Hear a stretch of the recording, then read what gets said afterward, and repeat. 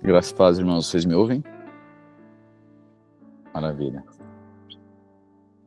Mãe Jesus, te agradecemos pelo teu favor, pela tua graça, pela tua bondade de podermos ser ensinados por meio do teu Espírito a discernir a tua palavra. Ilumina os olhos do nosso entendimento para que possamos compreender qual é a boa, perfeita e agradável vontade do Senhor. E sejamos nós uma tradução de quem o Senhor é. As nossas relações sendo redentivos, uma vez que fomos redimidos pela tua bondade. Nós oramos em nome de Cristo. Amém, amém e amém. Amém, queridos. Chegamos então no capítulo 19 de Juízes. Um tempo aqui que a terra, então, não havia rei em Israel. E aí cada um fazia o que bem entendia. E aí Israel vive então uma depravação moral, religiosa, muito grande, e Deus levanta lideranças político-militares para conservar a vida desse povo, ainda que esse povo se desviasse constantemente dos seus caminhos. Esse era o cenário que Israel estava vivendo. E a gente viu que, imagina, se os líderes eles eram corrompidos e se desviavam do Senhor, como foi Sansão, como foi Jefté, como foi Eude, né? Débora também liderou, Gideão, vários homens que foram levantados por Deus, eles estavam muito misturados com essa cultura cananeia, essa cultura dos deuses dos outros povos, né? Imagina, se os líderes estavam nessa forma, imagina como que Israel, como um todo, estava vivendo. Uma depravação muito grande. Pois bem, o livro de Juízes, então, mostra a necessidade, acho que isso ficou bem claro, e a gente vai encerrar agora nesses próximos capítulos, ficou bem clara a necessidade de ter um rei. Uma vez que as lideranças personalistas, como Moisés, Josué, já tinham morrido. Então era necessário que a nação tivesse de fato um rei, ou alguém que os orientasse. Mas Deus, na verdade, estabelecia esses homens porque o povo desatentava para a sua lei. Não precisa ter um guru quem tem a lei de Deus. Sabe, quando a pessoa amadurece, quando a pessoa ela cresce na devoção, no discernimento, não precisa alguém que está o tempo inteiro ali para instruir ela. O Espírito faz isso. Ela vive uma vida em comunhão, mas ela não precisa de um guru, precisa de alguém com a instrumentalidade, como era de Moisés, por exemplo, para guiar.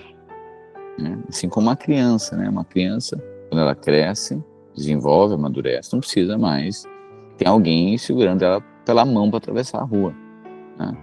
Esse é o contexto, né, do povo de Israel, e esse é o contexto da nossa vida também.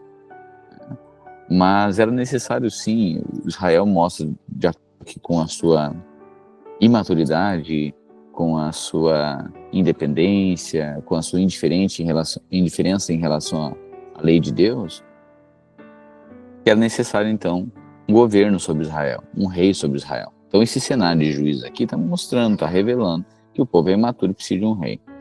Ok? Hoje, capítulo 19, diz assim, Juízes 19. Naqueles dias em que Israel não tinha rei, um levita foi morar bem longe na região montanhosa de Efraim. Ele arranjou uma jovem de Belém de Judá para ser a sua concubina. Porém, ela brigou com ele e voltou para a casa do seu pai, em Belém. E ficou lá durante 4 meses. Então o homem resolveu ir a Belém atrás dela, para tentar convencê-la de voltar. Ele foi com seu empregado e levou 2 jumentos. E a moça recebeu na casa do seu pai. Quando o pai da moça viu o levita, recebeu-o com alegria e insistiu para que ficasse na sua casa. e ele ficou ali 3 dias. Assim o casal tomou as suas refeições e passou as noites ali. No 4º dia, eles se levantaram cedo e se aprontaram para ir embora. Mas o pai da moça disse ao levita: coma alguma coisa antes de ir, e assim você se sentirá melhor. Você pode ir mais tarde. Então os 2 homens se sentaram e comeram e beberam juntos. Aí o pai da moça disse: por favor, fique mais uma noite e divirta-se. O homem se levantou para sair, mas o pai da moça insistiu muito que ele ficasse. E assim o levita passou outra noite ali. No 5º dia, bem cedo, ele se levantou para ir, mas o pai da moça pediu: por favor, coma alguma coisa, espere até mais tarde. E os 2 homens comeram juntos. Quando o homem, a moça e o empregado iam saindo, o pai disse: olhe, agora já é quase noite, é melhor você ficar para passar. Logo vai ficar escuro, fique aqui e divirta-se. Amanhã você poderá se levantar cedo e viajar de volta para casa. Mas o levita não quis passar lá mais outra noite e partiu de viagem com a sua concubina, levando 2 jumentos a ré. Já era quase noite quando chegaram perto da cidade de Jebus, isto é, Jerusalém. Então o empregado disse: por que paramos e passamos a noite nessa cidade do Jebus? Mas o patrão respondeu: não vamos parar numa cidade onde o povo não é israelita. Vamos continuar até Gibeá. É melhor a gente andar um pouco e passar a noite em Gibeá ou Ramá. Então passaram pela cidade de Jebus e continuaram a viagem. O sol já se havia escondido quando chegaram a Gibeá, cidade da tribo de Benjamim, para passar a noite na cidade. O levita chegou e se sentou na praça, mas ninguém o convidou para dormir na sua casa. E aconteceu que passou por ali um velho que estava voltando do seu trabalho na roça. Ele era da região montanhosa de Efraim, mas estava morando em Gibeá. O povo dali era da tribo de Benjamim. O velho viu: de onde você é? O levita respondeu: viajando de Belém de Judá para bem longe de mora. Fui a casa, mas ninguém me ofereceu hospedagem para essa noite. Nós temos alimento e palha para os jumentos, pão e vinho para mim e para o meu empregado. O velho disse: venham comigo, serão bem recebidos na minha casa. Eu cuidarei de vocês. Por favor, não passem a noite na praça. Então ele os levou para a sua casa e deu de comer aos jumentos. Os seus hóspedes lavaram os pés e comeram e beberam. Enquanto eles conversavam alegremente, alguns homens imorais daquela cidade cercaram a casa e começaram a bater na porta. E disseram ao velho: traga para fora o homem que está na sua casa. Nós queremos ter relações com ele. Aí o velho saiu e disse: não, meus amigos, por favor, não façam essa coisa tão má e tão imoral. Este homem é meu hóspede. Olhem, estão aqui a minha filha virgem e a concubina dele. Eu vou pôr as 2 para fora e vocês poderão fazer com elas o que quiserem. Mas não façam essa coisa horrível com este homem. Mas eles não quiseram ouvi-lo. Então o levita pegou a sua concubina e pôs para fora e a entregou a eles. E eles a forçaram e abusaram dela a noite toda e só deixaram de manhã. Ao amanhecer, a mulher veio e caiu na frente da casa onde seu marido estava e ficou ali até clarear o dia. De manhã, o marido se levantou para continuar a viagem. Quando abriu a porta, achou a sua concubina caída na frente da casa com as mãos na toleira da porta. Aí ele disse: levante-se, vamos embora. Porém não teve resposta. Então pôs o corpo dela atravessado sobre o jumento e seguiu viagem para casa. Quando chegou lá, entrou, pegou uma faca e cortou o corpo da concubina em 12 pedaços. Depois mandou um pedaço para cada uma das 12 tribos de Israel. E todos os que viam isso diziam: nunca vimos uma coisa assim, nunca houve coisa igual a essa, desde o tempo que os israelitas saíram do Egito. Pensem, o que vamos fazer agora? Por causa disso, todo o povo de Israel, desde Dan no norte até Berseba no sul e Gileade no leste, se reuniu em Mispa. Eles se reuniram na presença de Deus, o Senhor, como se fosse uma só pessoa. Os chefes de todas as tribos de Israel estavam presentes nessa reunião do povo de Deus. Havia 400.000 homens a pé, treinados para a guerra. E o povo de Benjamim soube que todos os outros israelitas haviam subido até Mispa e eles queriam saber como aquele crime havia sido cometido. Então, o levita, marido da mulher assassinada, explicou: peguei com a minha concubina a Gibeá, no território da tribo de Benjamim, para passar a noite. Os homens de Gibeá vieram de noite e cercaram a casa. Eles queriam me matar. Em vez disso, abusaram da minha concubina e ela morreu. Então eu peguei o corpo dela, cortei em pedaços e mandei um pedaço para cada uma das 12 tribos de Israel. Aquela gente cometeu um crime horrível no meio do nosso povo. Todos vocês estão aqui, são israelitas. Vamos resolver agora o que fazer. Todo o povo de Israel se levantou ao mesmo tempo e disse: nenhum de nós, nem os que moram em casas, nem os que moram em barracas, voltará para casa. Vamos escolher alguns homens para atacar Gibeá. A 10ª parte dos homens de Israel vai arranjar comida para os que vão lutar. Os outros vão castigar os moradores de Gibeá pelo crime horrível que cometeram em Israel. Então todo o povo de Israel se reuniu como se fosse uma só pessoa.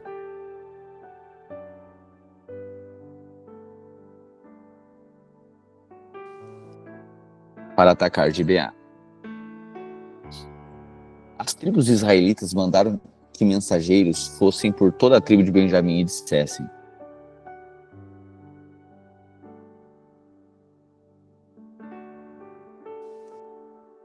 agora, as tribos israelitas mandaram que mensageiros fossem por toda a tribo de Benjamim e dissessem: que crime horrível vocês cometeram! Exigimos que vocês nos entreguem agora esses homens imorais para que nós os matemos. Assim tiraremos esse mal do meio do povo de Israel. Mas o povo de Benjamim não deu atenção aos outros israelitas. Eles saíram de todas as suas cidades e foram para Gibeá, a fim de lutar contra o resto do povo de Israel. Naqueles dias, eles convocaram das suas cidades 26.000 soldados. Depois, os moradores de Gibeá reuniram mais 700 homens especialmente escolhidos que eram canhotos. Qualquer um deles podia atirar com funda uma pedra num fio de cabelo. Uau! Sem nunca errar. E os outros israelitas que iam lutar contra a tribo de Benjamim reuniram 400.000 soldados treinados. Os israelitas foram ao lugar de adoração em Betel e ali perguntaram a Deus: qual das nossas tribos atacará primeiro a tribo de Benjamim? Você está vendo a depravação moral aqui? Que o próprio povo de Israel estão lutando entre eles, está vendo? O crime que eles cometeram. Estupraram uma israelita, esposa de um levita. Aí, ao ponto de mataram ela, né? Estupraram até a morte. E aí depois ele chega, ele corta esse corpo dela e envia um pedaço para cada tribo. Mostrar. E aqui fica evidente, né, a depravação moral que Israel estava imerso, né? E aí até ele se apavora. A gente nunca viu uma coisa tão horrível em Israel. E agora tem uma guerra civil aqui, né? E agora eles consultam Deus: qual das nossas tribos atacará a primeira tribo de Benjamim? E o Senhor respondeu: a tribo de Judá. 19. Na manhã seguinte, os israelitas subiram e acamparam perto da cidade de Gibeá. Saíram para combater contra a tribo de Benjamim e puseram os soldados em posição de ataque de frente para a cidade. Então o exército de Benjamim saiu da cidade. E antes de terminar o dia, eles mataram 22.000 soldados israelitas. Aí o povo de Israel foi para o lugar de adoração e na presença do Senhor chorou até a tarde. E eles perguntaram ao Senhor: devemos ir combater outra vez os nossos irmãos da tribo de Benjamim? Deus respondeu: sim. Então o exército israelita se animou de novo, e eles puseram os seus soldados em posição de combate novamente, no mesmo lugar em que haviam lutado no dia anterior. Os israelitas marcharam contra a tribo de Benjamim pela segunda vez, e pela segunda vez os soldados de Benjamim saíram de Gibeá, e dessa vez mataram 18.000 soldados israelitas treinados. Então o povo de Israel subiu de novo até Betel para chorar. Ficaram ali na presença de Deus, o Senhor, e não comeram nada até a tarde. E apresentaram ao Senhor ofertas que foram completamente queimadas e sacrifícios de paz. Eles fizeram uma pergunta ao Senhor. Acontece que naqueles dias a Arca da Aliança estava ali em Betel, e Finés, filho de Eleazar e neto de Arão, estavam encarregados de cuidar dela. A pergunta que eles fizeram foi esta: devemos sair mais uma vez para combater os nossos irmãos da tribo de Benjamim ou devemos desistir? O Senhor respondeu: combatam, porque amanhã eu farei com que vocês os derrotem. Então os israelitas puseram alguns soldados escondidos em volta de Gibeá. No terceiro dia, marcharam de novo contra o exército da tribo de Benjamim. Os seus soldados ficaram em posição de batalha de frente para Gibeá, como tinham feito antes.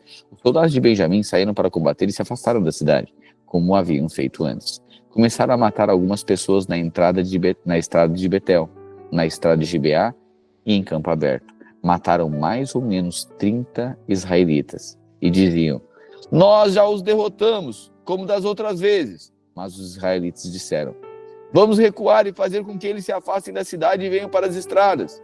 Então a maior parte do exército israelita saiu dali e tornou a se ajuntar em Baal-Tamar. Mas os homens que cercavam a cidade saíram de repente dos lugares onde estavam escondidos da planície de Gibeá. 10.000 melhores soldados israelitas atacaram Gibeá, e o combate foi duro. Os benjamitas não imaginavam que iam ser destruídos. O Senhor Deus fez com que os israelitas derrotassem o exército de Benjamim. E naquele dia, os israelitas mataram 25.100 inimigos. Então os benjamitas compreenderam que estavam vencidos. Os israelitas tinham se retirado durante a luta contra os benjamitas, porque confiavam nos homens que haviam colocado escondidos em volta de Gibeá. Esses homens avançaram depressa na região de Gibeá, espalharam-se e mataram todas as pessoas da cidade. O exército israelita e os homens que estavam escondidos tinham combinado um sinal. Quando visse uma grande nuvem de fumaça subindo da cidade, os israelitas que estavam fora, no campo de batalha, deviam dar meia volta e atacar.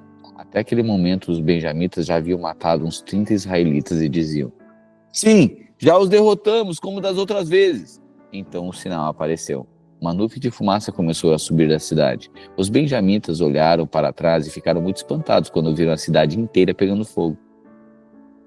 Então os homens de Israel deram meia volta, e os benjamitas ficaram apavorados porque viram que iam ser destruídos. Eles fugiram e correram na direção do deserto, mas não puderam escapar. Foram cercados pela maior parte do exército israelita e também pelos soldados que vinham da cidade e foram destruídos. Os israelitas cercaram os inimigos e os perseguiram sem parar até um lugar a leste de Gibeá e os iam matando pelo caminho. 18.000 dos melhores soldados benjamitas foram mortos. Os outros fugiram na direção do deserto, para a rocha de Rimon. 5.000 foram mortos das estradas. Os israelitas perseguiram o resto e assim mataram mais de 2.000 homens. Ao todo, 25.000 benjamitas foram mortos naquele dia, todos eles soldados valentes. Porém, 600 homens fugiram para o deserto, para a rocha de Rimon, e ficaram lá 4 meses. Os israelitas atacaram o resto dos benjamitas e os mataram, tanto homens como animais, e destruíram tudo o que encontraram, e queimaram todas as cidades da região. O povo de Israel havia feito em Mispa esse juramento a Deus: nenhum de nós deixará que um homem da tribo de Benjamim case com uma das nossas filhas. O povo foi a Betel e ficou ali na presença de Deus até a tarde. Eles choraram amargamente em voz alta, dizendo: ó Senhor, Deus de Israel, por que aconteceu isso? Por que está faltando uma das nossas tribos? O povo se levantou bem cedo na manhã seguinte e construiu ali um altar. Apresentaram ofertas que foram completamente queimadas de sacrifício de paz e perguntaram: de todas as tribos de Israel, quem foi que não subiu para aquela região na presença do Senhor Deus em Mispa? Eles tinham feito um juramento muito sério: quem faltasse à reunião em Mispa seria morto. O povo de Israel teve muita pena dos seus irmãos da tribo de Benjamim e disse: hoje Israel perdeu uma das suas tribos. O que faremos para arranjar esposas para os que ficaram? Pois juramos ao Senhor que não daríamos a eles nenhuma das nossas filhas.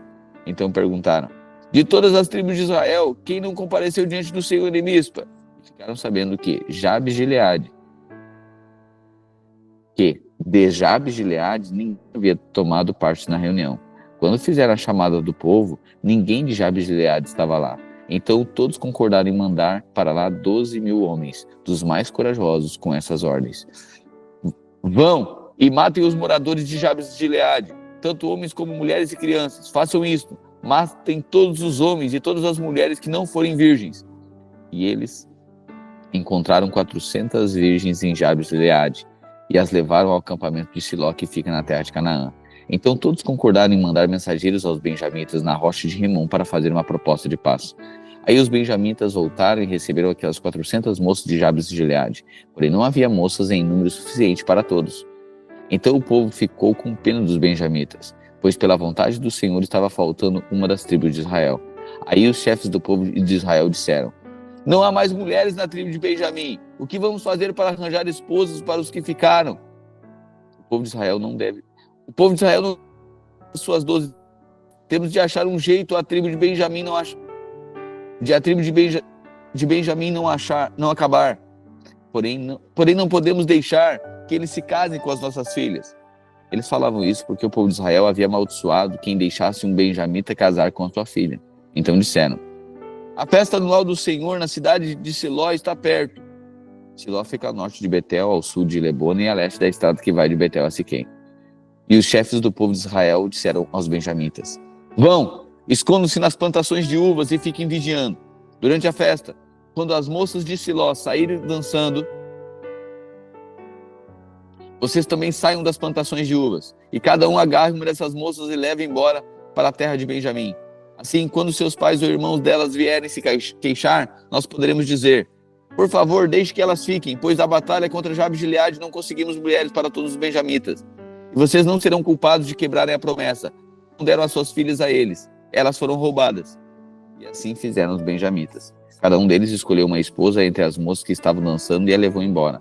Então voltaram para sua terra, construíram de novo as suas cidades e ficaram morando ali. Enquanto isso, os outros israelitas saíram, e cada um voltou para sua tribo, a sua família e as suas terras. Naquele tempo não havia rei em Israel, e cada um fazia o que bem queria.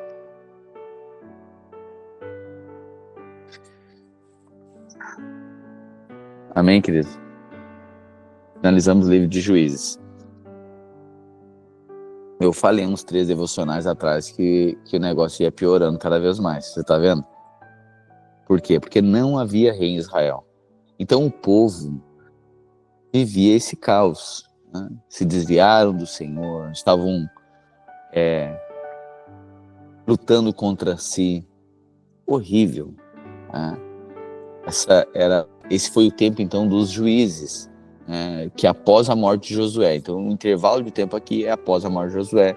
Israel vive esse caos moral e religioso. Pois bem, mais uma vez, né? Só para deixar de forma enfática aqui. O que nós percebemos com esse cenário todo?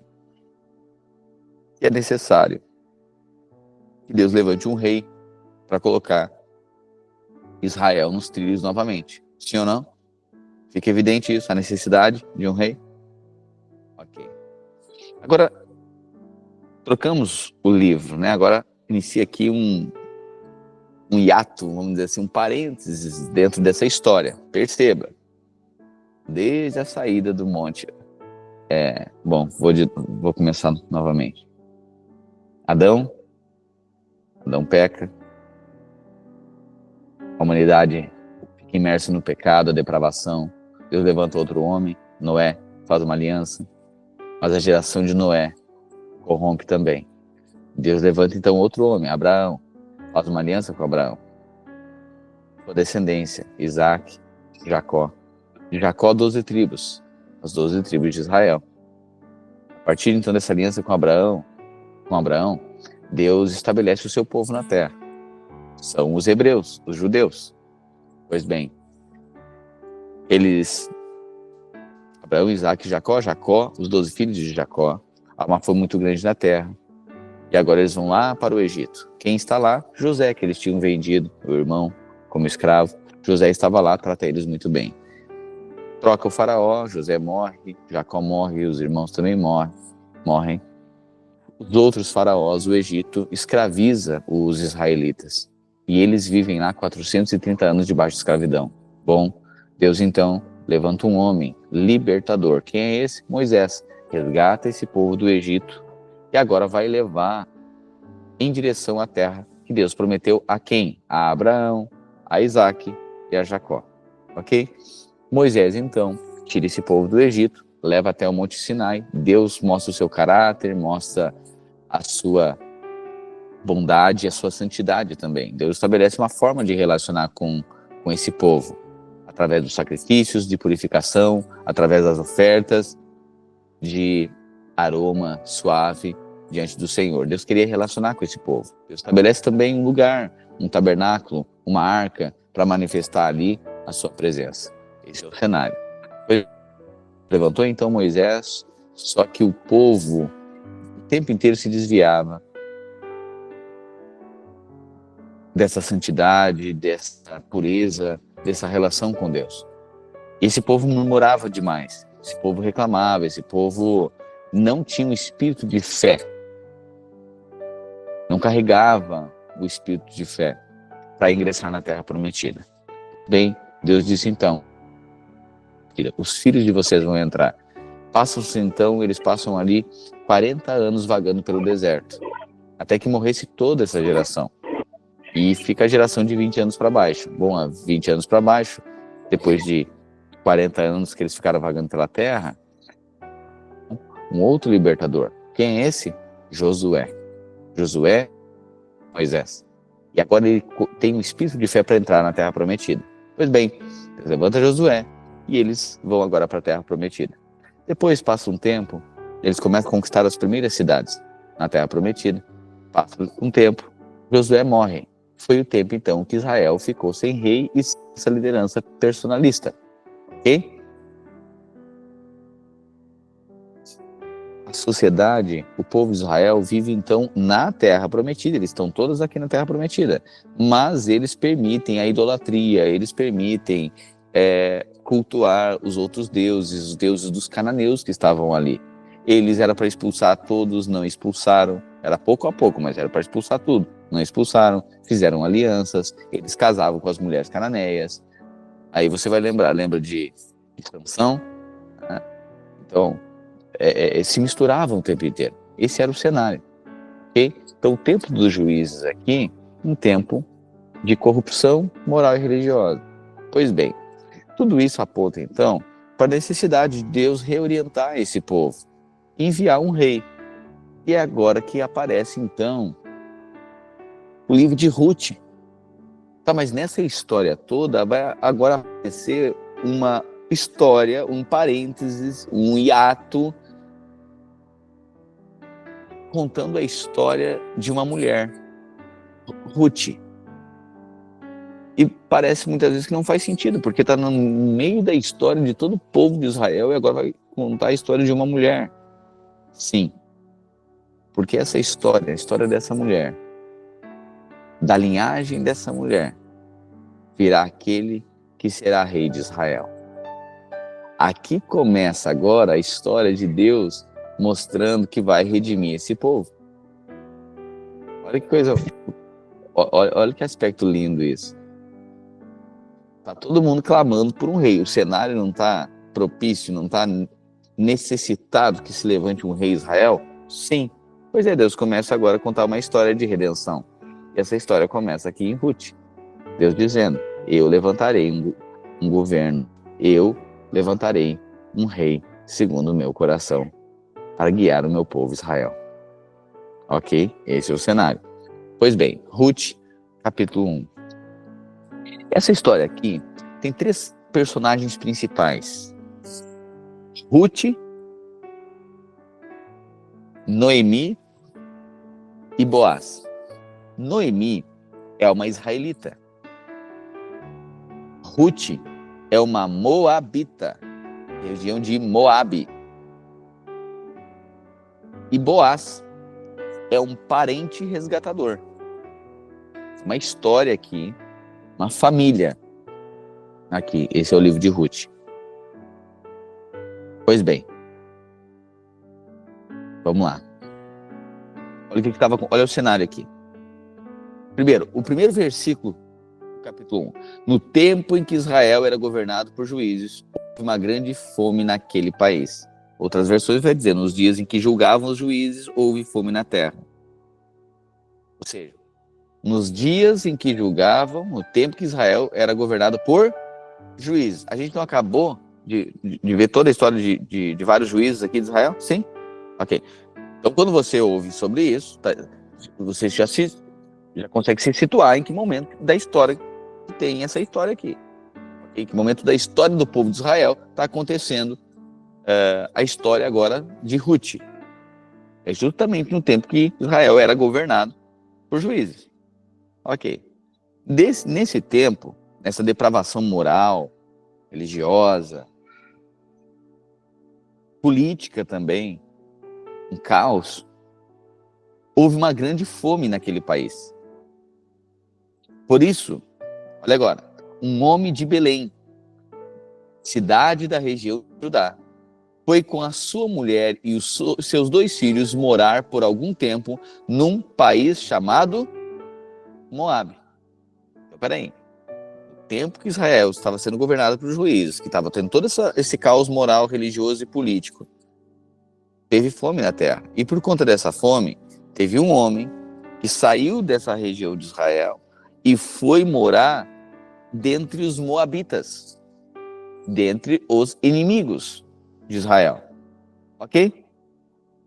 Entendido isso? Isso aqui é o pano de fundo para nós entendermos a história.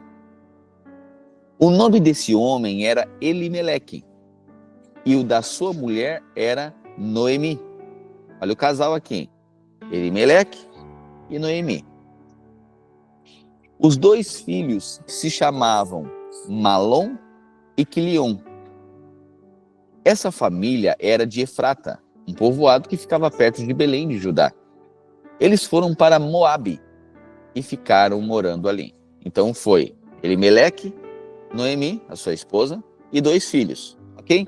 Chegaram então na região de Moabe. Algum tempo depois, Elimeleque morreu. Olha só, o pai da família morreu. E Noemi ficou com os 2 filhos. E os guri cresceram e casaram com moças moabitas. O nome de uma dessas moabitas era Orfa e o da outra, Ruth. Quando já fazia quase 10 anos que estavam morando ali, Malom e Quilion também morreram. E Noemi ficou viúva, sem os filhos e sem o marido. Uma história triste. A mulher sai da sua cidade, vai para a cidade, vai com seu marido e os 2 filhos tentar sobreviver na terra dos moabitas. Chega lá, o marido morre. Passa o tempo, os guri crescem, eles casam com 2 moabitas, Orfa e Ruth. Os meninos, esses homens agora também morreram. Então ela ficou viúva e sem filhos, Noemi. E agora ela é viúva, ela não tem marido, não tem os filhos, mas tem 2 noras. Ela fica com 2 noras numa região, numa cidade que não é, em um povo que não é o dela. Olha aqui para mim. Faz sentido alguém ficar viúva, não tem mais filhos, não tem mais marido, numa região distante do seu povo, fora da sua cultura? Faz sentido perpetuar a vida ali? Não faz sentido nenhum. Bem, um dia Noemi soube que o Senhor tinha ajudado o seu povo. Peraí, ela saiu de lá porque havia fome na terra, correto? Mas um dia ela soube que Deus tinha ajudado o seu povo, dando-lhe boas colheitas. Ou seja, houve prosperidade na terra dela, novamente, no povo dela, correto? Então ela se aprontou para sair de Moabe. Ela disse o seguinte: não, então eu vou embora. Ela se aprontou para sair de Moabe com as suas noras. Ela diz: eu vou lá para o meu povo, para a minha cidade, para a minha região. Agora as coisas estão melhor por lá. Elas saíram a fim de voltar para Judá, mas no caminho Noemi disse às noras: voltem para casa e fiquem com as suas mães. Que o Senhor seja bom para vocês, assim como vocês foram boas para mim e para os falecidos. O Senhor permita que vocês casem de novo e cada uma tenha o seu lar. O que ela julga? Ela está dizendo o seguinte: olha, essas gurias aqui, elas não são obrigadas a me seguir. Eu estou indo para o meu povo. Não é o povo delas. Não faz sentido. Fiquem aí com o povo de vocês, aí em Moabe, casem novamente, que o Senhor abençoe vocês. Vocês foram fiéis a mim, foram leais. O meu desejo agora é que Deus abençoe vocês aí, vocês constituam família. Coração bondoso de Noemi, certo? Certo. Então Noemi se despediu das suas noras com um beijo. Porém elas começaram a chorar alto e disseram: Não, nós não voltaremos. Nós iremos com a senhora e ficaremos com o seu... Linda, né? A relação de nora e sogra, né? Meio diferente das de hoje, né? Hoje tá mais pegado. Tem até frase pronta pro dia do que a sogra partir. Mas não era essa relação aqui, essa uma relação interessante, né? Porque eu fico pensando, olha por quê. Noemi estava numa região de Moabe, numa terra que não era dela. Então ela está lá de favor.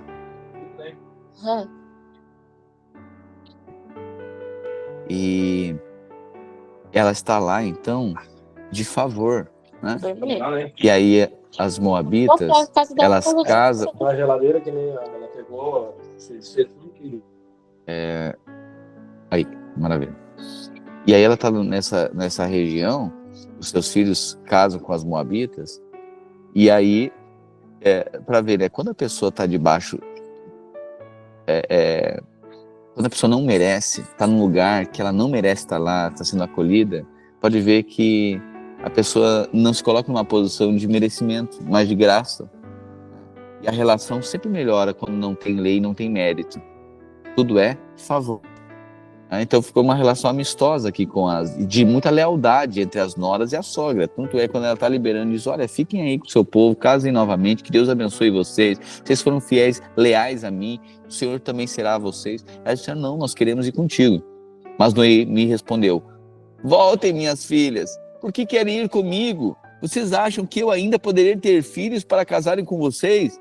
Voltem para casa, porque já estou muito velha para casar de novo. Pois ainda que eu tivesse esperança de casar outra vez, ou mesmo casasse essa noite e chegasse a ter filhos, será que vocês iriam esperar até que eles crescessem para vocês casarem com eles? É claro que não, minhas filhas. O Senhor está contra mim, e isso me deixa muito triste, pois vocês também estão sofrendo. Olha só, por que Noemi diz isso? Porque se está acontecendo toda essa maldição de perder 2 filhos e perder o esposo, é certeza que o Senhor está com ela. Porque não era assim no Velho Testamento? Se fizer certo, as coisas vão dar certo. Se fizer errado, as coisas vão dar errado. Então, se está acontecendo isso tudo, de ela perder marido e 2 filhos, o Senhor estava contra ela. Essa era a leitura dela. Mas a gente precisa olhar que essa história de Ruth aqui, Deus está sinalizando a redenção. Olha o que vai acontecer. É uma das histórias mais lindas, assim, de redentivas na palavra de Deus. Olha agora.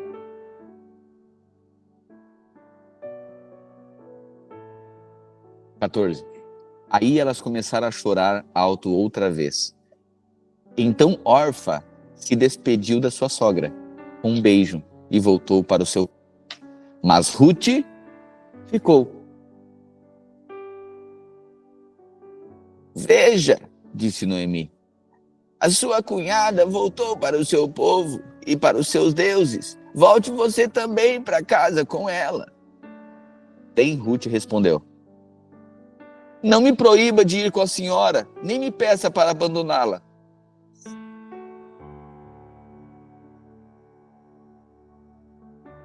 Onde a senhora for, eu irei. Onde morar, eu também morarei. O seu povo será o meu povo, e o seu Deus será o meu Deus. Onde a senhora morrer, bem, ali serei sepultada. Que o Senhor me castigue se qualquer coisa, a não ser a morte, me separar da senhora. Essa é uma das sentenças mais lindas também, né? De lealdade, né? Ela diz, onde a senhora for, eu irei. Onde a senhora pousar, eu pousarei. Seu Deus será o meu Deus. Seu povo será o meu povo. Ela era uma moabita, mas encontrou em Noemi a virtude de uma mulher bem-aventurada, a virtude de uma mulher debaixo da bênção de Deus. Encontrou uma mulher virtuosa e aprendeu a ser virtuosa também. Sabe, gente leal gera gente leal. Gente fiel gera gente fiel. Gente virtuosa gera gente virtuosa. Ela disse, Ruth, faça como órfã, fique aí, tá no teu povo, volte para casa dos seus pais, casem novamente. Ela disse, não, minha senhora, a partir de hoje, aonde a senhora for, eu também vou. Onde quer que a senhora pousar, eu também vou pousar. Seu povo será meu povo, seu Deus será meu Deus. Como Noemi viu que Ruth estava mesmo resolvida a ir com ela, não disse mais nada. E elas continuaram a viagem até Belém. Quando chegaram lá, toda a cidade ficou agitada por causa delas. E as mulheres perguntavam. Olha só, ela chega de volta ao seu povo agora, à sua região, à terra, porque agora as coisas estão melhores. Não tem mais fome na terra.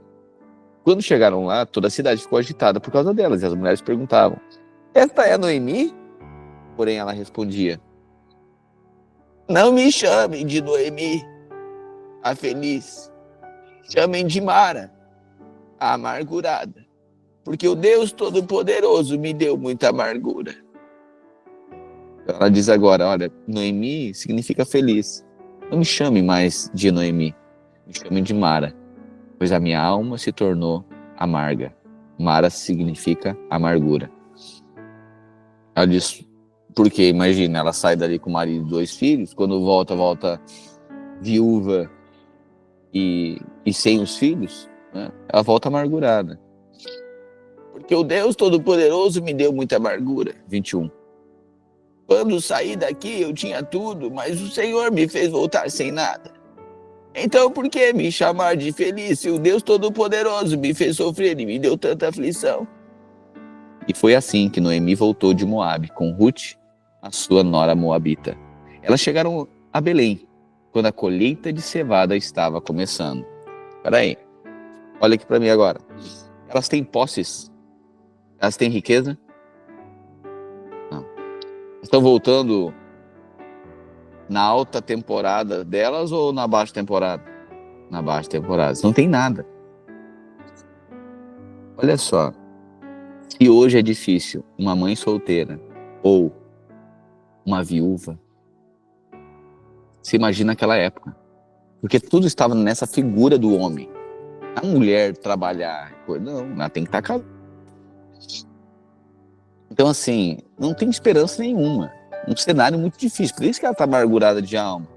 O que vai ser do meu futuro? Acabou minha vida. Acabou. Sem marido, sem filhos, acabou a vida. Esse era o cenário. Então, elas chegam a Belém agora, quando a colheita da cevada estava começando. Então, o momento que elas chegam é o momento da colheita da cevada. Tá? Um tempo que a terra tem fartura. Mas elas não têm acesso a isso. Ela é uma viúva. Sem esperança agora, com uma nora fiel. Esse é o cenário. Capítulo 2. Noemi tinha um parente chamado Boaz. Noemi tinha um parente chamado Boaz. Olha aqui. Existia na cultura israelita, eu não sei se você lembra, quando Deus estava falando a lei, que quando algum israelita morresse e deixasse, e não houvesse filhos, não houvesse, morresse e não... Então precisava, o povo de Israel, a geração, precisava ser perpetuada. A espécie, né, desse povo de Israel, geração, precisava se perpetuar. Então, quando acontecesse isso, era para um parente mais próximo, quando soubesse que entre os seus parentes não tinha descendentes, era para ele casar com essa mulher viúva, e talvez pudesse ter só filhas, mas não filhos, assumir as terras e dar condições para elas perpetuarem a linhagem. Esse é resgatador. Essa é... Deus estabeleceu a sua lei e ordenou esses casos. Ok? Quando Noemi volta de Moabe, tá no tempo da agora, Noemi tinha um que era um importante, aleluia. Que nessa pendenga tem alguém importante que pode dar uma aliviada na pendenga, né? Ok, mas olha só o cenário aqui. Só que ele era da família de Elimeleque, marido de Noemi, que havia morrido. Um dia Ruth disse a Noemi, a nora disse a Noemi, deixe que eu vá até as plantações para catar umas espigas que ficam caídas no chão. E se você lembra também que Deus falou na época das colheitas, que era para colher até o extremo, mas no extremo, nas extremidades, não colher, para que deixasse para órfãos, peregrinos, viajantes. Ruth está na época da colheita, ela diz, me permita ir catar espiga. Deixe que eu vá às plantações para catar espigas que ficam caídas no chão. Talvez algum trabalhador me deixe ir atrás dele, catando espigas que forem caindo. Vá, minha filha, respondeu Noemi. Então Ruth foi ao campo e andava atrás dos trabalhadores, catando as espigas que caíam. E por acaso, ela entrou numa plantação que era de Boaz. Olha só, Noemi tinha um parente rico, que chamava Boaz. Mas não é assim, não, deixa que eu vou ligar para ele. Não é assim. É assim que funciona. E outra, o cara teria que casar, de fato, teria que resgatar e assumir. Ah, mas a lei de Deus. Pois é, mas tem um monte de coisa que Deus diz até hoje ninguém cumpre. O que o cara tinha que cumprir na época? E olha a depravação. Israel não estava nessa depravação moral, política e religiosa? Não estava? Todo mundo descumprindo as coisas? Então, assim, que chance tem desse cara ser um resgatador, de fato? Nenhuma. Todo mundo abandonaram Deus, não tem mais sacerdote, não tem mais... Tá uma bagunça. Então, assim, por isso ela está sem esperança. Mas sabe que tem um parente rico. Mas não sabe o número. Não sabe o WhatsApp. É mais ou menos esse cenário. Pois bem. Então, Ruth, ela vai... E por acaso, uma obra do acaso, ela cai no terreno do Boaz. Nisso, Boaz chegou de Belém e disse aos trabalhadores, que o Senhor esteja com vocês, que o Senhor o abençoe, responderam eles. Aí Boaz perguntou ao chefe dos trabalhadores, quem é aquela moça ali? Ele respondeu, é a Moabita, que veio de Moabe com Noemi. Ela me pediu que deixasse ir atrás dos trabalhadores catando as espigas que fosse caindo. E assim ela está trabalhando desde cedo até agora e só parou um pouco para descansar debaixo do abrigo. Então a Ruth é do pega, ela não é do atestado, tá vendo? A guria é do pega, é virtuosa, é do trabalho, ela vai num bombril, num limpol, tá? Esse é o cenário. A gente que todo mundo quer um Boaz, a Sara quer um Boaz, mas ninguém quer catar milho. E essa é outra pregação. Vamos aliviar aqui que a história já tá pegada. Quer um Boaz pra catar milho? Brincadeira. Mas é verdade. Então Boaz disse a Ruth, escute, minha filha, não vá catar espigas em nenhuma outra plantação. Já começou a melhorar o cenário, aleluia. Fique aqui e trabalhe perto das minhas empregadas. Preste atenção. E fique com elas no campo, onde vão cortar espigas. Eu dei ordem aos empregados para não mexerem com você. Quando ficar com sede, beba da água que os empregados tirarem para beber. Irmão, isso aqui é tão profundo. Mas é outra pregação, vamos lá. Não é tão lindo isso aqui. Aí Ruth ajoelhou-se, encostou o rosto no chão e disse, por que é que o Senhor reparou em mim e é tão bom para mim que sou estrangeira? Que viu o Senhor de bom em nós para que nos mandasse o seu Filho Salvador? Boaz respondeu, Tá vendo? Jesus é o nosso parente mais próximo. É o nosso resgatador. O que ele viu de bom em nós? Nós só éramos estrangeiros. O que ele viu de bom em nós? Boaz respondeu: eu ouvi falar de tudo que você fez pela sua sogra. Olha aí, ó, viu? Trate bem a sua sogra, que Deus enviou Boaz. Se você tratou a sua ex-sogra bem, eu ouvi de tudo que você fez pela sua sogra. O que ele está falando? De lealdade. Desde que o seu marido morreu.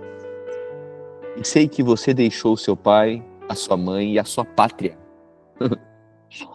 Jesus disse: quem não abandonar pai e mãe por minha causa não é digno de mim. Mas todo aquele que deixar pai e mãe por minha causa receberá um galardão no reino dos céus. Você tá vendo? Olha só, eu sei que você deixou tudo. Ela deixou pelo quê, gente? Pelo marido? Não, pela sogra. Sabe o que é isso? Lealdade. Fidelidade. Na verdade é fidelidade, ela foi fiel. Fiel. Que lealdade é quando a gente tem interesse em comum. Então, quando eu tenho interesse, posso ser leal. Quando há um interesse mútuo, a lealdade. No momento que não há mais benefício para mim, eu deixo de ser leal, não preciso mais. Mas fidelidade é ainda que o meu não tenha mais benefício na relação, como Ruth não tinha mais benefício na relação, ela continua sendo fiel. Por isso que a palavra de Deus diz: Deus é leal? Não, Deus é fiel. Eu sei que você deixou seu pai, sua mãe, a sua pátria e veio viver entre gente que não conhecia. Que o Senhor a recompense por tudo que você fez. Que o Senhor, o Deus de Israel, cuja proteção você veio procurar, lhe dê grande recompensa. Ruth disse a Boaz: o Senhor está sendo muito bom para mim. O Senhor me dá ânimo, falando comigo com tanta bondade, pois eu mereço menos do que uma das suas empregadas. Onde não tem mérito, tem favor. Tá vendo o que é o que eu estou dizendo? Eu mereço menos que as suas empregadas. Todo lugar, sabe onde a gente vai ter muito favor? Quando a gente chegar num lugar, no dia seguinte, eu mereço muito menos do que está sendo dado aqui para mim. Eu não mereço tanto amor. Eu não mereço tanta compaixão. Eu não mereço tanto carinho. Eu não mereço. Não mereço. É muita bondade sobre a minha vida. Eu mereço menos que o pior dos pecadores. O Senhor me dá ânimo, falando comigo com tanta bondade, pois eu mereço menos que uma das suas empregadas. Na hora do almoço, Boaz disse a Ruth: vem aqui, pegue um pedaço de pão e molhe no vinho.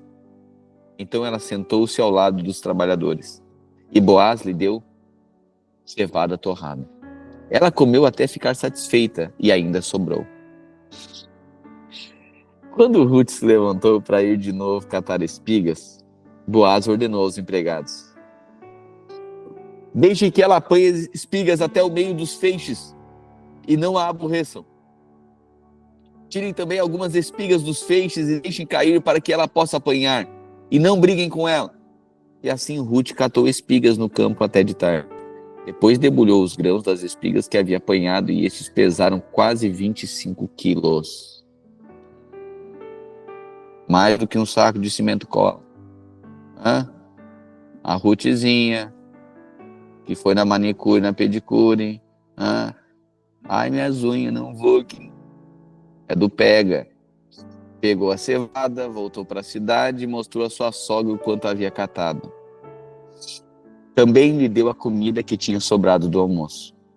Então Noemi perguntou: onde é que você foi catar espigas hoje? Onde é que você foi catar espigas hoje? Onde que você trabalhou? Que Deus abençoe o homem que se interessou por você. Aí Ruth contou a Noemi que havia trabalhado na plantação de um homem chamado Boaz. E Noemi disse: que o Senhor abençoe Boaz, que sempre tem sido bom, tanto para os que estão vivos como para os que já morreram. Noemi continuou: esse homem é nosso parente chegado e um dos responsáveis por nós. Então Ruth disse: Além de tudo isso, ele diz que eu posso continuar trabalhando com seus empregados até acabar a colheita. Noemi respondeu: é bom que você vá com as empregadas dele, minha filha. Pois se fosse trabalhar na plantação de outro homem, você poderia ser humilhada. Assim, Ruth trabalhou com as empregadas de Boaz e catou espigas até terminar a colheita da cevada e do trigo. E continuou morando com a sua sogra. Capítulo 3. Só um parênteses aqui. Quando morria, assim, o luto da época, uma mulher que virava viúva, que viuvasse, né? Ela, a partir daquele momento, vestia roupas de viúva. Então, Ruth está com vestes de luto. Ou seja, não estou disponível. Noemi também. Aparentava essa tristeza, essa vergonha. Hoje o cenário aí tá diferente, né? A pessoa já tá no enterro, mas já tá aqui olhando, às vezes, o próximo. É uma geração diferente. Mas assim, o cenário ali é de uma amargura, de um luto profundo, certo? Então as roupas eram de viúva. Ok. Um dia Noemi disse a Ruth: olha agora, minha filha, preciso arranjar um marido para você, a fim de que você tenha um lar. Você lembra que Boaz, o homem que a deixou trabalhar com as suas empregadas, é um dos nossos parentes? Pois bem, essa noite ele vai debulhar cevada. Faça o seguinte: lave-se, ponha perfume e vista o seu melhor vestido. Opa, mudou o cenário agora. Tira as vestes de luto, pois pode ser, elas fazem um plano de resgate da nossa família. Elas viram esperança. Né?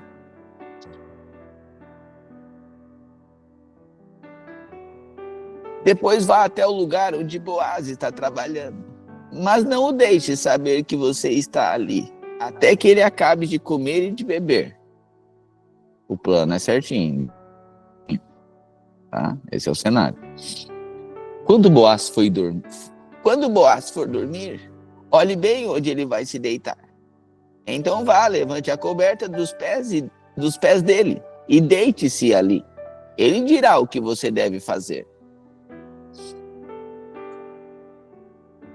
Olha aqui, eu sei que quando a gente olha para esse cenário, a nossa geração e a nossa mente, o negócio já vai finalmente. Não é assim. Dentre aqueles, você viu muita honra, muita nobreza, mas isso era um sinal que ela estava disponível. Acabou o luto, era isso. Quando diz, é um sinal de submissão. Deite aos pés dele, ou seja, ele vai perceber que está disponível. Mas nada de estar disponível e partiu o sucesso. Não, existe toda uma honra. Quando esse parente resgatador não era o seguinte, tá feito aqui e já eras. Não é assim. Tinha que levar até os anciãos da cidade, os líderes da cidade, apresentar, dizer que estava resgatando. É honra, existe nobreza. Pois bem, Ruth respondeu, versículo 5. Vou fazer tudo o que a senhora diz. Ela foi ao lugar onde debulhavam as espigas e fez tudo o que sua sogra havia mandado. Quando Boaz acabou de comer e de beber, ficou um pouco alegre e foi dormir perto de um monte de cevada. Então Ruth veio de mansinho, levantou a coberta dos pés dele e se deitou ali. No meio da noite ele acordou de repente, sentou-se e ficou muito admirado de encontrar uma mulher deitada perto dos seus pés. Ele perguntou: quem é você? Eu sou Ruth, a sua empregada, respondeu ela. O Senhor é nosso parente chegado e por isso tem o dever de me proteger. Boaz respondeu. Ou seja, ela se coloca à disposição. Ela é agora da família de Noemi. E ela anuncia, o Senhor é nosso parente, a nossa esperança é o Senhor. Boaz respondeu. Que o Senhor a abençoe, minha filha. Você está mostrando maior lealdade à família do aquilo que está fazendo agora, que fez pela sua sogra. Uau! Pois você não foi procurar um homem mais moço, fosse rico ou fosse pobre. Agora, minha filha, não tenha medo. Na cidade, toda a gente sabe que você é uma mulher direita. Aqui, na nova tradução da linguagem de hoje, diz uma mulher direita, tá? Deixa eu ver aqui na versão 3:11. 3:11 diz o Senhor: eis que vou fazer uma coisa... Perdão. 3:11. 3:11. Agora, pois, minha filha, não tenhas receio. Tudo quanto disseste eu te farei, pois toda a cidade do meu povo sabe que és mulher virtuosa. É a mesma palavra descrita em Provérbios 31. O radical da palavra, no original, é a mesma. Mulher virtuosa. Quem era Ruth? Uma mulher virtuosa.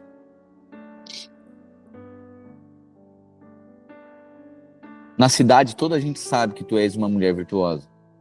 Vou fazer tudo o que me pede. De fato, sou eu parente chegado e sou responsável por você. Mas acontece que há um homem que também é seu parente e até mais chegado do que eu. Ou seja, Boaz fica sabendo que tem um outro parente que é mais próximo ainda de Elimeleque. Então ele não tinha primazia. Era esse que era mais próximo. É o parente mais próximo.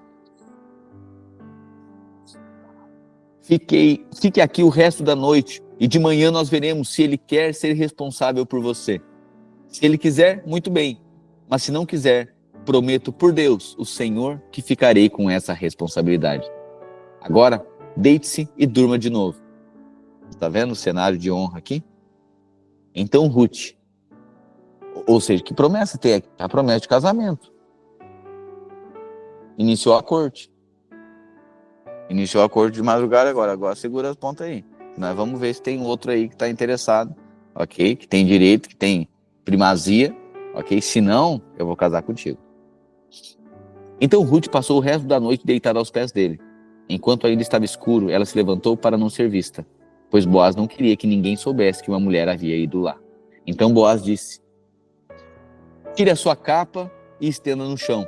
Ela estendeu e ele despejou na capa uns 20 quilos de cevada e ela ajudou a pôr no ombro. Aí Ruth voltou para a cidade. Quando ela chegou à casa, a sua sogra perguntou: como foram as coisas, minha filha? Ruth contou tudo o que Boaz tinha feito por ela e disse ainda: ele também me deu toda essa cevada e disse: não volte para casa sem levar coisa alguma à sogra. Então Noemi disse: agora, minha filha, tenha paciência e espere para ver o que vai acontecer, pois Boaz não vai descansar enquanto não resolver esse assunto ainda hoje. Boaz foi até a praça que ficava ao lado do portão da cidade e sentou ali. Nesse momento apareceu o parente mais chegado de Elimeleque, aquele de quem Boaz havia falado. E Boaz lhe disse: meu amigo, vem aqui e sente-se. Então Boaz chamou 10 pessoas importantes da cidade e disse: olha só as testemunhas aqui. Sentem-se aqui. E eles sentaram. E Boaz disse ao seu parente: Noemi voltou do país de Moabe e está querendo vender as terras que eram do nosso parente Elimeleque. Então eu resolvi conversar com você sobre esse assunto. Agora, se você quiser, compre essas terras na presença das autoridades do nosso povo e dos homens que estão sentados aqui. Mas se não quiser, diga, pois o direito de comprar essas terras é primeiro seu e depois meu. O homem respondeu: eu compro as terras. Aí Boaz disse: se você comprar as terras de Noemi, também terá de casar com Ruth, a viúva moabita, para que as terras fiquem com a família do falecido. Então o homem respondeu: nesse caso não vou usar o meu direito de comprar a terra, pois correria o risco de prejudicar a minha própria herança. Use você o meu direito, eu prefiro não fazer isso. Compre você as terras. Interessante, né? Ele tinha riscos se ele casasse com uma boa moabita. Cristo desceu, assumiu o risco de perder a relação com Deus Pai para nos resgatar. Cristo, Filho, desceu e perdeu o direito da relação com Deus Pai. Por isso que na cruz Jesus fala: Deus meu, por que me abandonaste? É porque ali a relação foi cortada. Mas 3 dias depois, a relação, bondade do Pai, porque ele não pecou, foi restabelecida. Mas a pior coisa que a gente precisa entender para Jesus não era ir para a cruz. É que ele sabia que na cruz a relação com o Pai seria cortada. Ele se fez pecado. Por isso que ele disse: se tiver um jeito, afasta de mim esse cálice, o cálice do pecado. Eu não tenho mais relação com o Senhor. Perder a comunhão. Contudo, seja feita não a minha, mas a tua vontade. Em seguida, use você o meu direito e prefiro não fazer isso. Fez as terras. Em seguida, tirou a sandália e deu a Boaz. Antigamente, em Israel, de compra ou troca de propriedades, uma pessoa outra a sua sandália. Aí Boaz disse às autoridades e a todos: hoje, vocês estão testemunhas de que eu comprei de Noemi tudo o que era de Elimeleque, e de Quilion, e de Malom. Também casarei com Rute, a Moabita, viúva de Malom, para que a propriedade continue com a família do falecido. Sim, o nome de Malom será sempre lembrado no meio desse povo e na sua cidade natal. Hoje vocês são testemunhas disso. Todos responderam: sim, nós somos testemunhas. E as autoridades disseram a Boaz: o Senhor faça com que essa mulher que veio para o seu lar seja como Raquel e Lia, que deram muitos filhos a Jacó, tornando-se assim mães da nação israelita. Meu Deus. Olha só, o Senhor faça com que essa mulher que veio para o seu lar seja como Raquel e Lia. Olha a promessa da bênção da fecundidade. Ela merecia? Ela era uma moabita, Ruth. Uma moabita. Não merecia. Mas agora, porque o parente resgatador estava assumindo responsabilidade sobre ela, ela foi incluída debaixo dessa aliança. Por isso que estão dizendo que a bênção de Jacó esteja sobre ela também. Olha só, que deram muitos filhos a Jacó, tornando-se assim as mães da nação israelita. Que você seja rico e famoso em Belém Efrata. Que os filhos que o Senhor lhe der neste casamento façam que a sua família seja... Meu Deus do céu, irmão, olha só. Que os filhos que o Senhor lhe der neste casamento façam com que a sua família seja como a família de Pérez, filho de Judá e de Tamar. Peraí. Nós precisamos parar aqui. O Senhor faça com que essa mulher que veio para o seu lar seja como Raquel e Lia, que deram muitos filhos a Jacó, tornando-se assim as mães da nação israelita. Que você seja rico e famoso em Belém e Efrata. Que os filhos que o Senhor lhe der neste casamento façam que a sua família seja como a família de Pérez, filho de Judá e de Tamar. Ou seja, uma profecia dizendo que Boaz e agora a sua descendência através de Ruth, resgatando aí, assumindo a responsabilidade também sobre a família de Noemi, perpetuando a geração, a linhagem, que a bênção da multiplicação e que viesse sobre eles. E que eles fossem, o nome dele fosse sempre lembrado, expressivo na terra. Essa era a profecia. Então Boaz levou Ruth para casa, para ser a sua mulher. Ou seja, agora está casado. Tá? Pode beijar a noiva agora. Eles tiveram relações.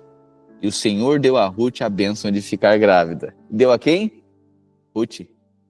Ruth era hebreia? Israelita? Não. Era moabita. Ela merecia? Não. Mas foi contada, agora foi inserida na linhagem por fidelidade. Certo? Pelo parente resgatador.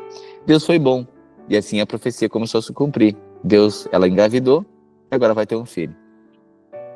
Eles tiveram relações e o Senhor deu a Ruth a bênção de ficar grávida e ela deu luz a um filho. E as mulheres disseram a Noemi: louvado seja o Senhor que lhe deu hoje um neto para cuidar de você.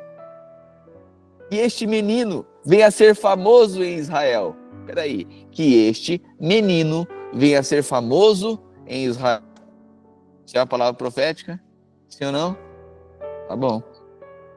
Que ele seja um consolo para o seu coração. Sim, porque ela não era Mara, a Noemi não virou Mara, amargurada de alma por todo o sofrimento? Sofreu muito? Ok. Que a bênção agora, a partir dos teus netos, venha ser uma alegria para a tua vida. Olha só, que esse menino venha a ser famoso. Que ele seja um consolo para o seu coração e lhe dê uma segurança na sua velhice. A sua nora, a mãe do menino, a ama, e ela vale para você mais do que 7 filhos. Uau! Noemi pegou o menino no colo, e cuidou dele.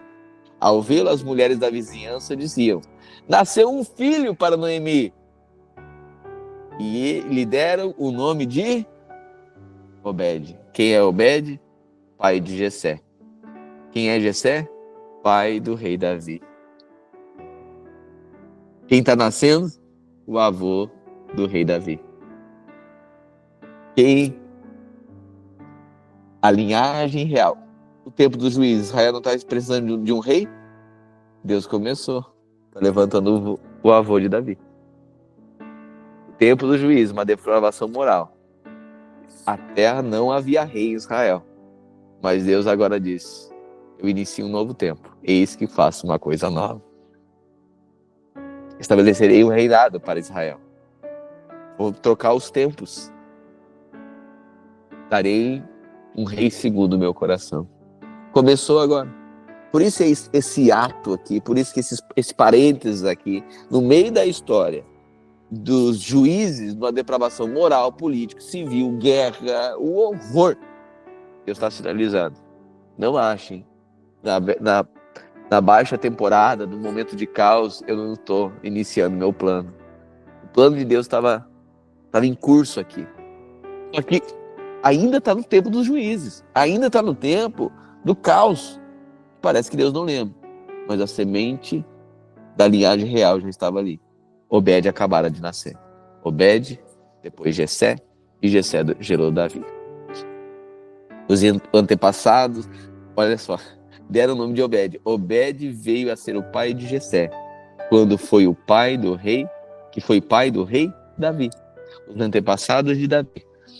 Desde Pérez são estes: Pérez, Esrom, Rão, Aminadab, Nazon, Salmão, Boaz, Obed e Jessé. Amém. Acabou o livro de Ruth. Amanhã a gente inicia 1 Samuel. Agora Deus vai levantar um profeta e vai anunciar: é chegar num rei Israel. Amém. Ruth é a tradução aqui de uma redenção. Deus inserindo gente que não merece. História de Ruth, uma moabita que foi fiel. Não merecia ser da linhagem de Israel. Mas ela disse: eu não mereço ser tratada nem como uma empregada aqui. Mas encontra ali um parente resgatador, que resgata então a família de Noemi. E ela, pela fidelidade, pela honra, pela fidelidade, a bênção que era da linhagem de Noemi, alcança ela também agora. Boaz casa com ela, dá um filho. E o filho de Ruth com Boaz é somente o avô de Davi. A linhagem real aqui. Senhor Jesus, nós te agradecemos pela tua palavra tão profunda. Nos ensina, Senhor, a sermos gratos, porque nós não merecíamos ser tratados como somos. O Senhor tem sido bom conosco. Abre os nossos olhos para que vejamos o plano do Senhor, ainda que em tempos talvez de escassez, ainda que em tempo de caos político, moral, financeiro e religioso, como Israel estava vivendo. Mas o Senhor sempre tem um plano de nos resgatar, um plano de aproximar-nos em torno da tua promessa, da tua aliança. Essa é a nossa história. Nós éramos estrangeiros, mas o Boaz um Cristo, o parente resgatador, comprou o direito. Nos comprou, fomos comprados a preço de sangue. E o Senhor nos fez agora participantes da linhagem real. Abre os olhos do nosso entendimento para que vejamos a tua bondade em todo o tempo, a tua fidelidade em todo o tempo. Somos gratos, ó Deus, pela tua maravilhosa graça, que é derramada de forma abundante sobre nós. Torna o nosso coração um coração humilde, que reconhece a bondade para além do nosso mérito. Senhor, remova-nos, ó Deus, da posição de mérito, a posição de acharmos que merecemos mais, quando nem merecemos. Nos leva a reconhecer que tudo tem a ver com a tua graça e a tua bondade. Que as nossas relações, elas sejam em reconhecimento de quem o Senhor é.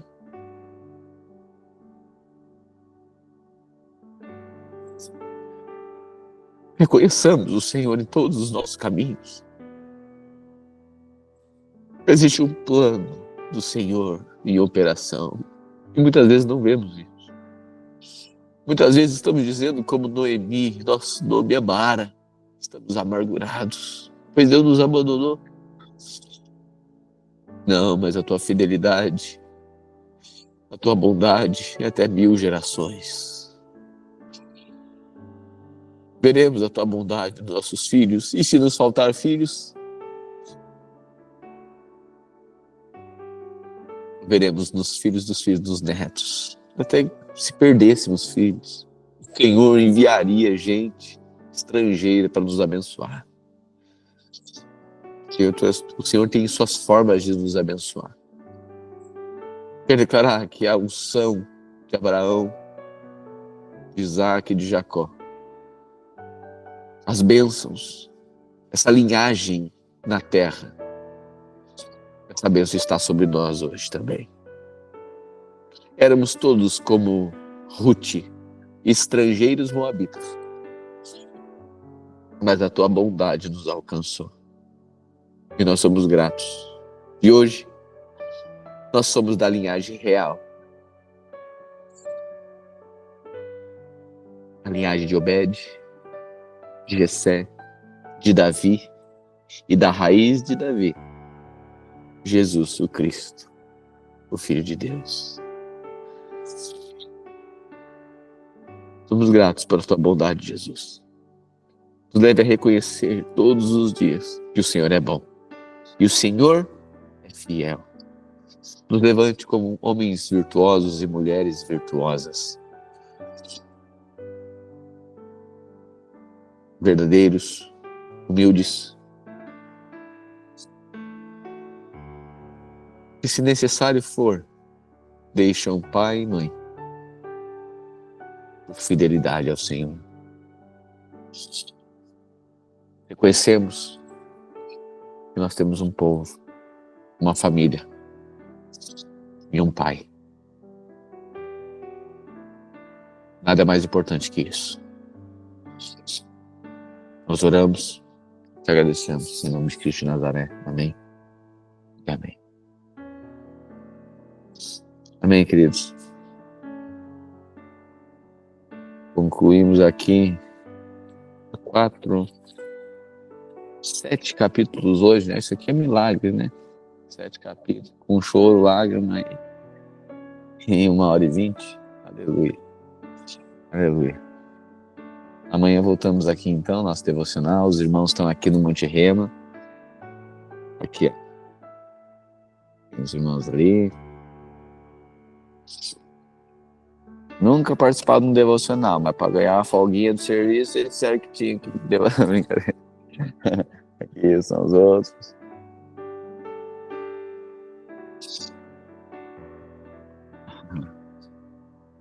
Os irmãos estão aqui preparando as coisas para a gente colocar os postes logo mais, tá? Amém? Graças e paz, uma boa tarde para você. Amo sua vida. Amanhã nos encontramos aqui então, ao meio-dia, iniciando o livro lindo agora. Agora, assim, tudo que foi de tribulação em Juízes, irmão, agora nós vamos ser redimidos aqui em Samuel. Aleluia. 1 Samuel, 2 Samuel, Aí a gente vai ver aqui Deus levantando, depois falando sobre a história dos reis, né? Vai contar os reis de Israel. Se teve tanta falta, depois vai ter tantos. Mas não, assim, nos reis ele não vai mudar muito o cenário, né? O negócio vai continuar meio pitimbado assim. Irmão, só se resolve em Cristo, tá? Se resolve em Cristo, tá? Essa é a nossa esperança. E na verdade, hoje nós sabemos que já está resolvido. Amém? Nós temos um rei e esse rei nós podemos chamá-lo de Pai. Amém? Graças e paz. Boa tarde para você.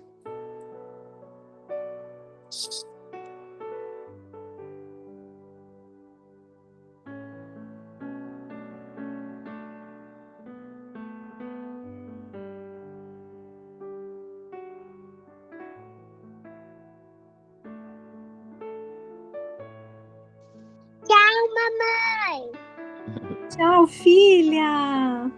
Coração.